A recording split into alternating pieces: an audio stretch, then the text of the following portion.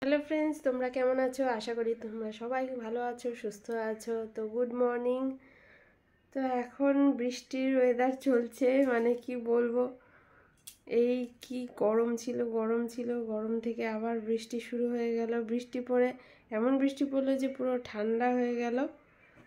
তো কালকের থেকে চলছে সারা দিন বৃষ্টি, আজকেও মানে সকাল 9টা বাজতে চললো, পুরো বৃষ্টি বৃষ্টি বৃষ্টি আর থামছে না।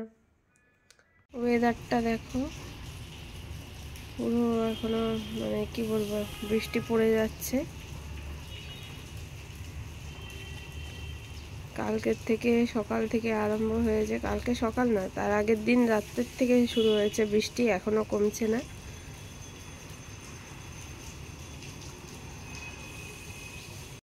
পুজো তো সামনেই চলে আসলো, তো কি জানি পুজোর মধ্যে আবার বৃষ্টি থাকলে তো খুব খারাপ লাগবে, কারণ পুজোর সময় তো সবাই ঘুরতে যায়, ঘোরার সময় যদি বৃষ্টি থাকে তো খুব খারাপ লাগে।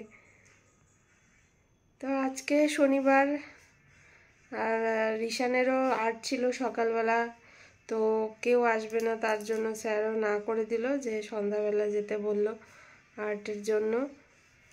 তো এখন একটু ব্রেকফাস্ট করব, ব্রেকফাস্টে ভাবছি একটু খিচুড়ি করব, মানে আমিষ খিচুড়ি আর কি। তো আমিষ খিচুড়ি বানানোর জন্য পেঁয়াজ, রসুন, টমেটো, 2টা কাঁচা লঙ্কা আর একটু আদা কুচি করে নিয়েছি। তো এবার আদা, রসুন আর কাঁচা লঙ্কাটাকে পেস্ট করে নিব। এখানে আমি 2টো তেজপাতা, 2টো শুকনো লঙ্কা আর গোটা গরম মশলা নিয়ে নিয়েছি। তো এবার এগুলো আমি গরম তেলে ফোড়ন দিয়ে দেব।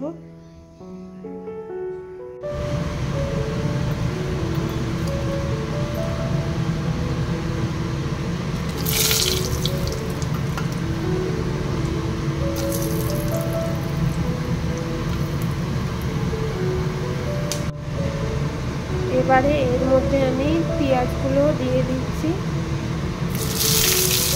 এবারে এর মধ্যে টমেটোগুলো দিয়ে দিচ্ছি।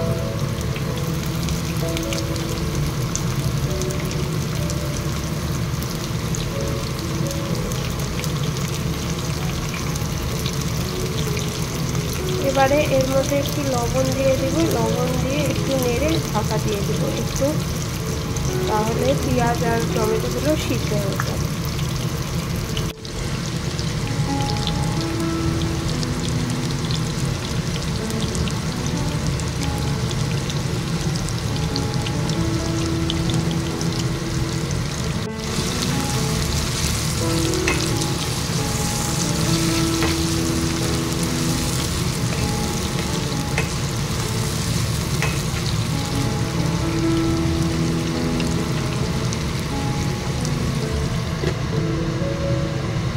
আদা, রসুন আর কাঁচা লঙ্কাগুলোও পেস্ট করে নিয়েছি। এবার এই পেস্টটাও এর মধ্যে দিয়ে দেব।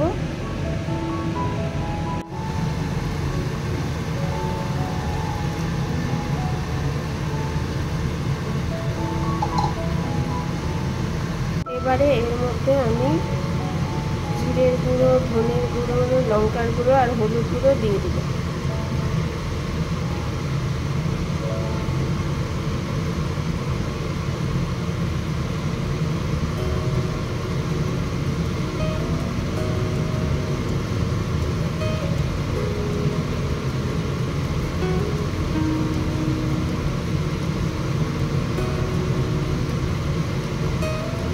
এবার এগুলো দিয়ে ভালোভাবে নেড়ে নেব।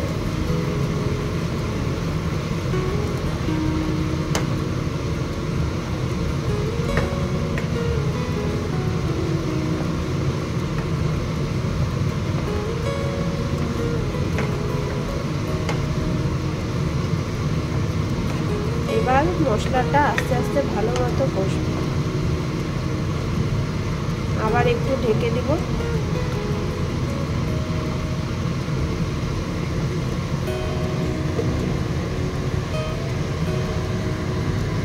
আমরা বাড়িতে যেই সিদ্ধ চালটা খাই সেই চালটা, আর হচ্ছে সাথে মসুরের ডাল নিয়ে নিয়েছি, ওগুলো ভিজিয়ে রেখেছিলাম।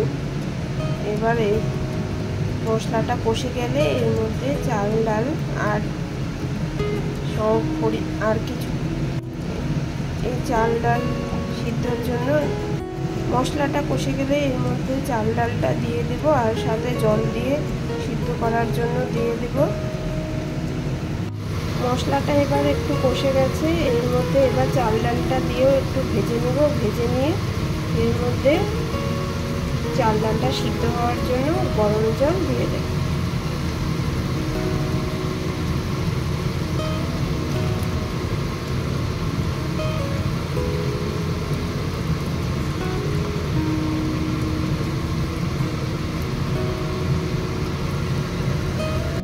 তো চাল ডালটা দেওয়া হয়ে গেছে, এবার এর মধ্যে আরেকটু সামান্য পরিমাণ নুন দিয়ে দেব। যে যার স্বাদ মতন নুন দেবে, আমি আগে তো কম করেই দিয়েছিলাম। এর মধ্যে আবার একটু লবণ দিয়ে দিলাম। এবারে এটাকে একটু নেড়ে নেব, সামান্য পরিমাণ ভেজে নেব।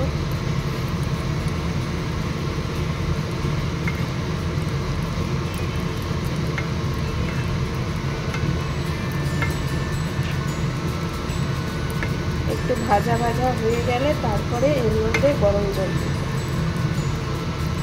চাল ডালটা এবার ভাজা ভাজা হয়ে গেছে, তো এর মধ্যে এবার গরম জলটা দিয়ে দেব।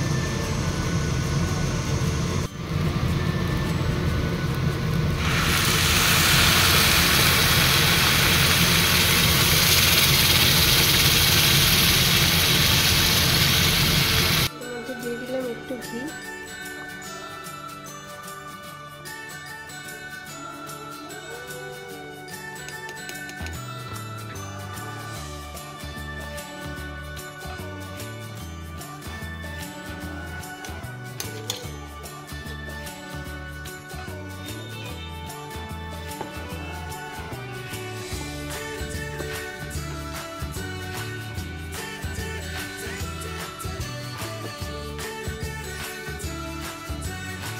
আমার আমিষ খিচুড়ির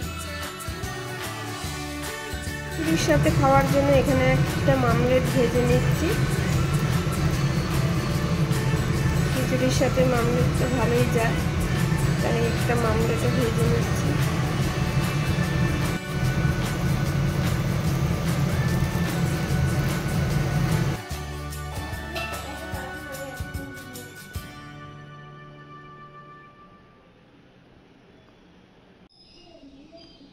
এই যে খিচুড়ি আর মামলেট।